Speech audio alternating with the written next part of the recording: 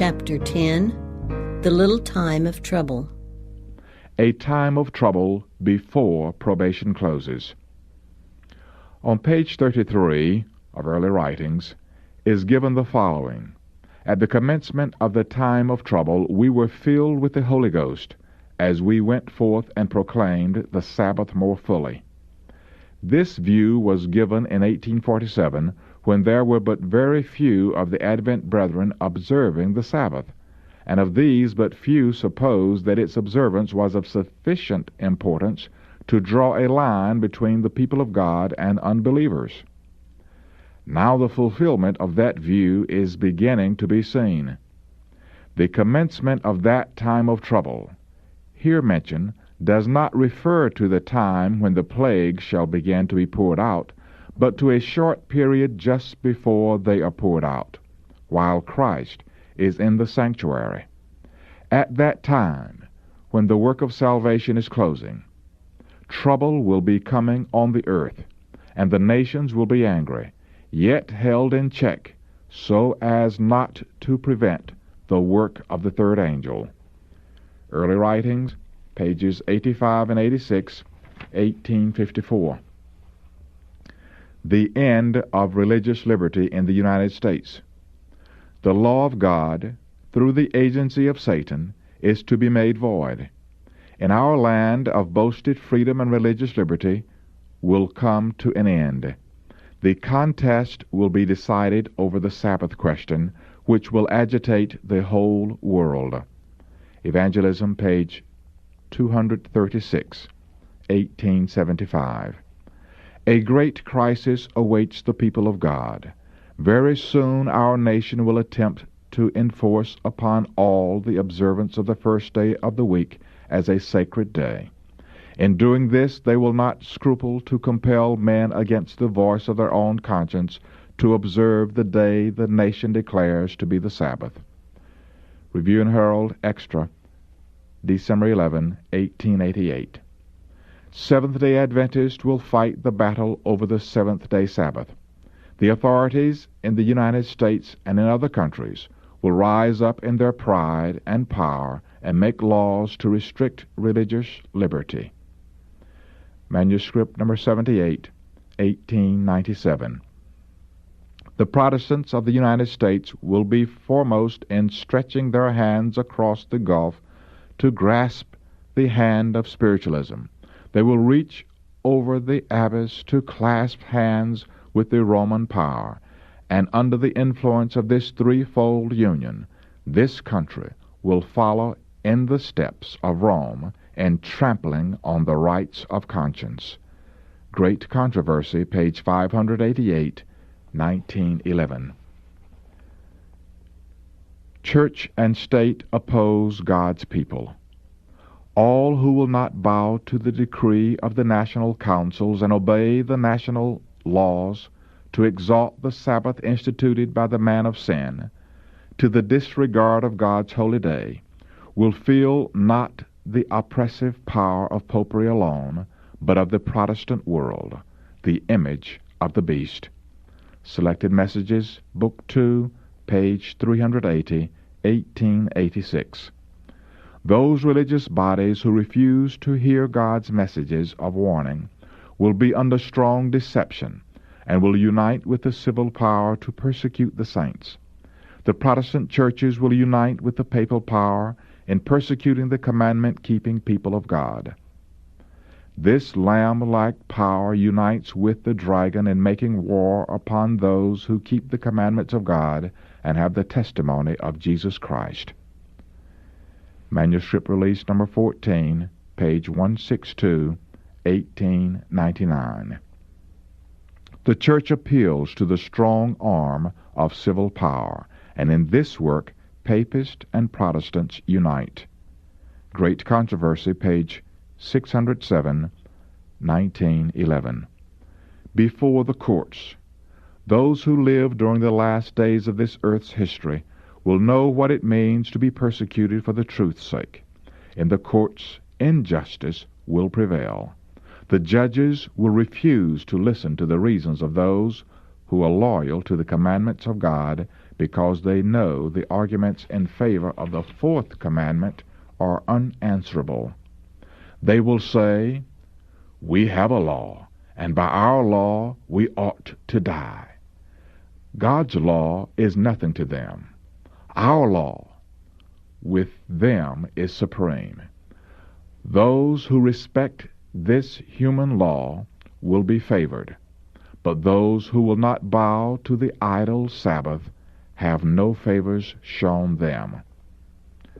Signs of the Times, May 26, 1898.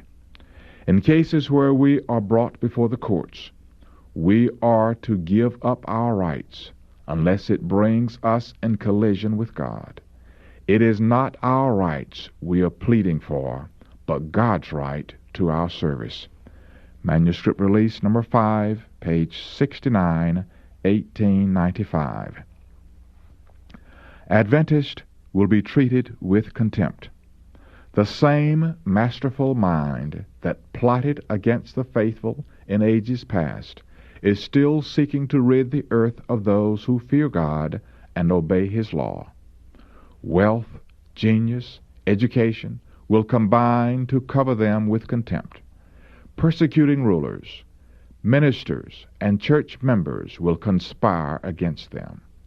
With voice and pen, by boast, threats, and ridicule, they will seek to overthrow their faith. Testimonies to the Church, Volume 5, page 450, 1885.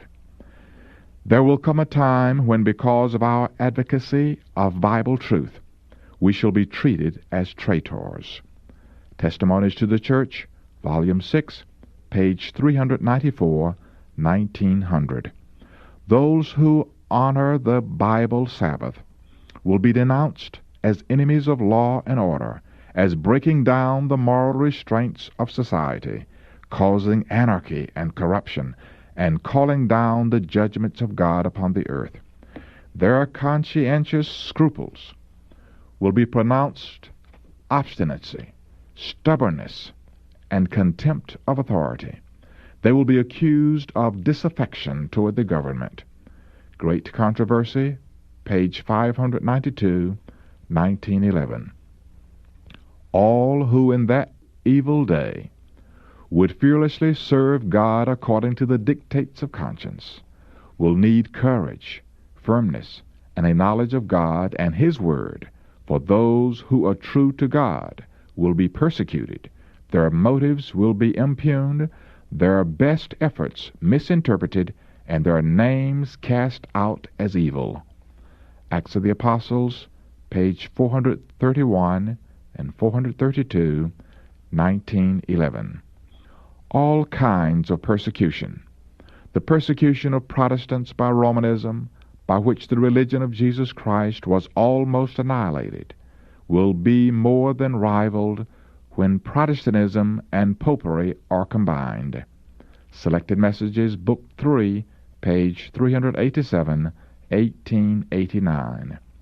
Satan has 1,000 masked batteries, which will be open upon the loyal, commandment-keeping people of God to compel them to violate conscience. Letter number 30A, 1892. We need not be surprised at anything that may take place now. We need not marvel at any developments of horror. Those who trample upon their unholy feet the law of God have the same spirit as had the men who insulted and betrayed Jesus. Without any compunctions of conscience, they will do the deeds of their father, the devil. Selected Messages, Book 3, page 416, 1897. Let those who desire to be refreshed in mind and instructed in the truth study the history of the early church during and immediately following the day of Pentecost. Study carefully in the book of Acts the experiences of Paul and the apostles, for God's people in our day must pass through similar experiences. The Paulson Collection, page 118, 1907. Every earthly support will be cut off. Hoarded wealth will soon be worthless. When the decree shall go forth that none shall buy or sell except they have the mark of the beast, very much means will be of no avail. God calls for us now to do all in our power to send forth a warning to the world. Review and Herald, March 21, 1878. The time is coming when we cannot sell at any price. The decree will soon go forth, prohibiting men to buy or sell of any man save him that hath the mark of the beast. We came near having this realized in California a short time since, but this was only the threatening of the blowing of the four winds, as they are held by the four angels. We are not just ready. There is a work yet to be done, and then the angels will be bidden to let go, that the four winds may blow upon the earth. Testimonies to the Church, Volume 5, page 152, 1882. In the last great conflict in the controversy with Satan, those who are loyal to God will see every earthly support cut off. Because they refuse to break his law in obedience to earthly powers, they will be forbidden to buy or sell. Desire of Ages, pages 121 and 122, 1898. Satan says, for fear of wanting food and clothing, they will join with the world in transgressing God's law. The earth will be wholly under my dominion. Prophets and Kings, pages 183 and 184, 1914. Some are imprisoned for their faith. Some will be imprisoned because they refuse to desecrate the Sabbath of the Lord. The Paulson Collection, page 118, 1907. As the defenders of truth refuse to honor the Sunday Sabbath, some of them will be thrust into prison. Some will be exiled. Some will be treated as slaves. To human wisdom, all this now seems impossible. But as the restraining Spirit of God shall be withdrawn from men, and they shall be under the control of Satan, who hates the divine precepts, there will be strange developments. The heart can be very cruel when God's fear and love are removed. Great Controversy, page 608, 1911. If we are called to suffer for Christ's sake, we shall be able to go to prison trusting in Him as a little child trusts in his parents.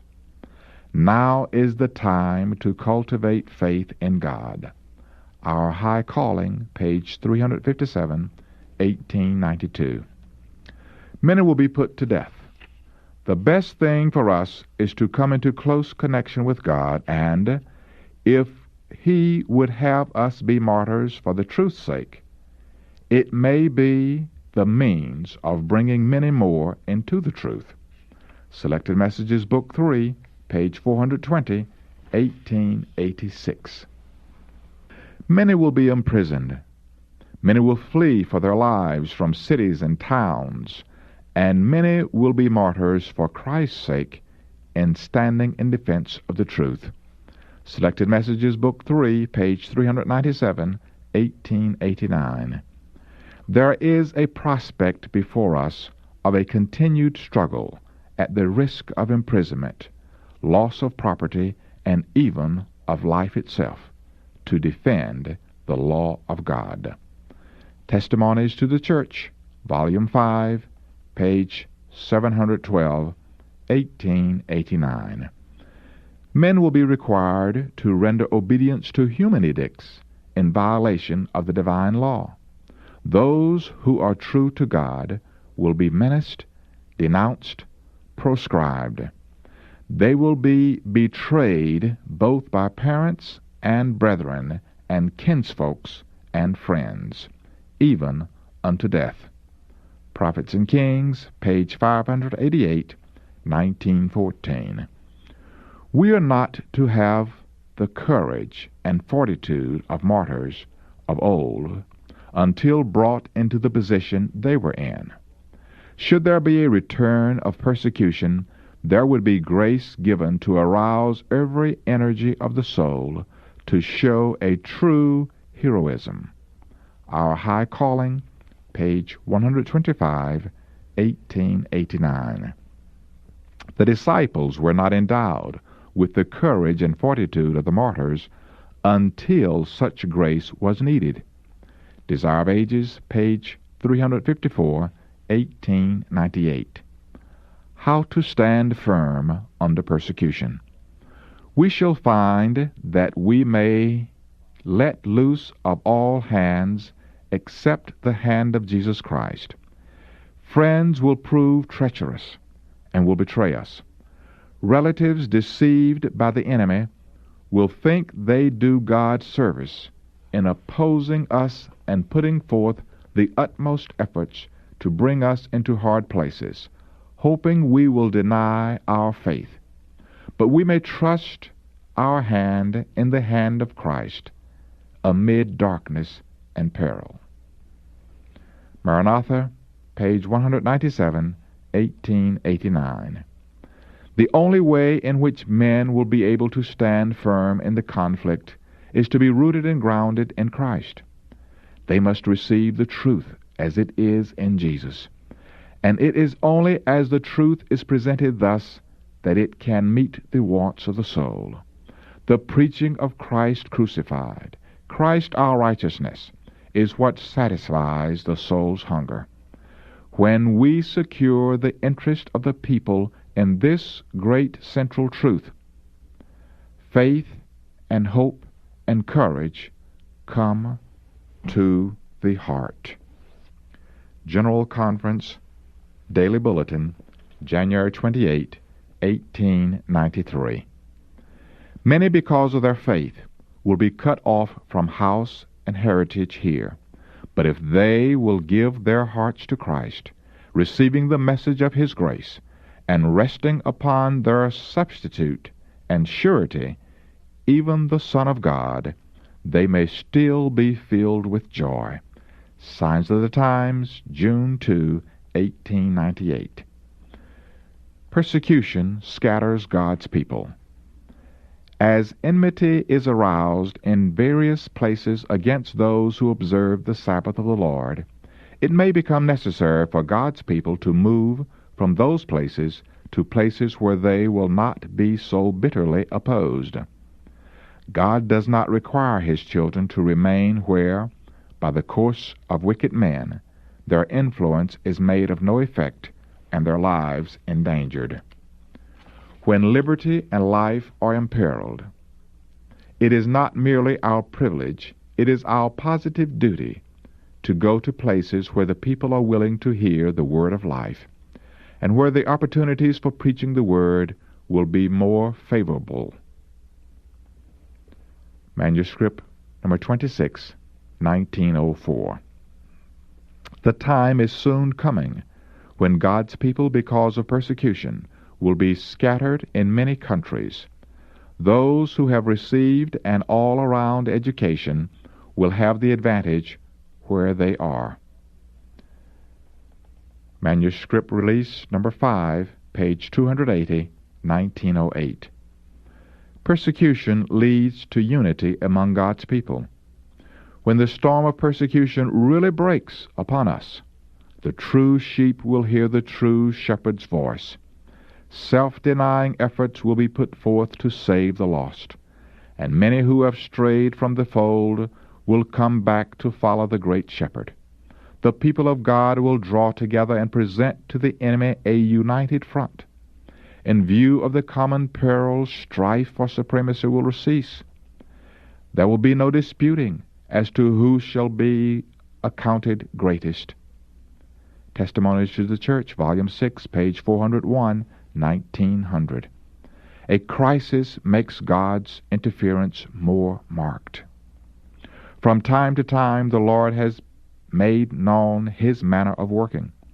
He is mindful of what is passing upon the earth, And when a crisis has come, he has revealed himself and has interposed to hinder the working of Satan's plans. He has often permitted matters with nations, with families, and with individuals to come to a crisis that his interference might be marked. Then he has let the fact be known that there was a God in Israel who would sustain and vindicate his people. When the defiance of the law of Jehovah shall be almost universal, when his people shall be pressed in affliction by their fellow men, God will interpose. The fervent prayers of his people will be answered, for he loves to have his people seek him with all their heart and depend upon him as their deliverer. Review and Herald, June 15, 1897. For a time the oppressors will be permitted to triumph over those who know God's holy commandments.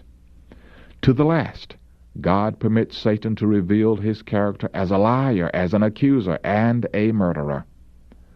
Thus the final triumph of his people is made more marked, more glorious, more full and complete. Selected Messages, Book 3, page 414, 1904. Affliction purifies God's people. Soon there is to be trouble all over the world. It becomes everyone to seek to know God. We have no time to delay. God's love for his church is infinite. His care over his heritage is unceasing.